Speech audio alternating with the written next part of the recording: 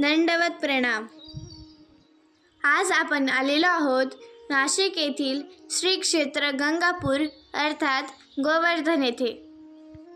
हे मंदिर नाशिक येथील CBS पासून साधारणतः 8 ते 10 किलोमीटर अंतरावर आहे। आज आपल्याला इथे येण्यास थोडासा उशीर झाल्यामुळे आत्ताच आरती झालेली दिसते। येथील मंदिराचा परिसर खूप मोठा आहे।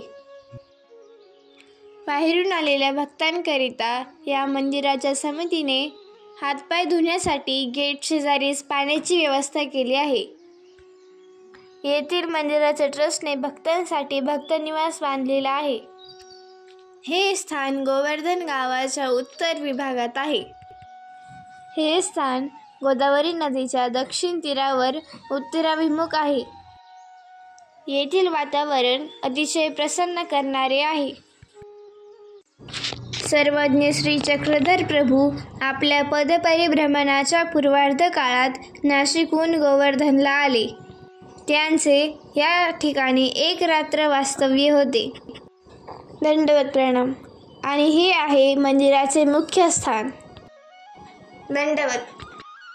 दुसऱ्या दिवशी सर्वज्ञ श्री चक्रधर प्रभू येथूनच जवळ असलेल्या श्री क्षेत्र अंजनेरी येथे गेले।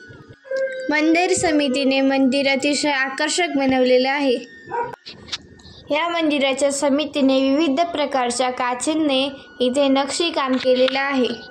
त्यामुळे सर्वज्ञ श्री चक्रधर स्वामींची प्रतिमा सर्वत्र आपल्याला बघण्यास मिळते। येथील वातावरण अतिशय शांततामय असते। चला आता आपण शांततेने सर्वज्ञ श्री चक्रधर स्वामींचे दर्शन घेऊया। मंदिराच्या बाहेरील बाजूस देखील प्रभूंच्या प्रतिकृती साकारलेल्या आहे। नुकतीच आरती झाल्यामुळे धूप व अगरबत्तीचा सुगंध अजूनही इथे दरवळत आहे। मंदिर गोदावरी नदीच्या तीरावर असल्यामुळे इथे नेहमीच थंड वातावरण असते। हे आहे श्री गोविंद प्रभूंचे चित्र।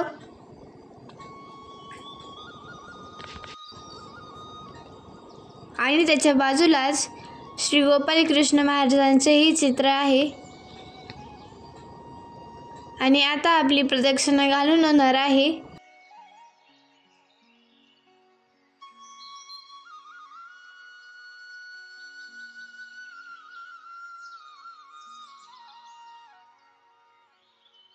समोर दिसत असलेल्या पश्चिम बाजूस आपल्याला प्रभू श्री चक्रधर स्वामींचे मांडलिक स्थान दिसत आहे। चला तर आपण त्या स्थानाकडे जाऊन दर्शन घेऊया। सर्वज्ञ श्री चक्रधर स्वामी की जय।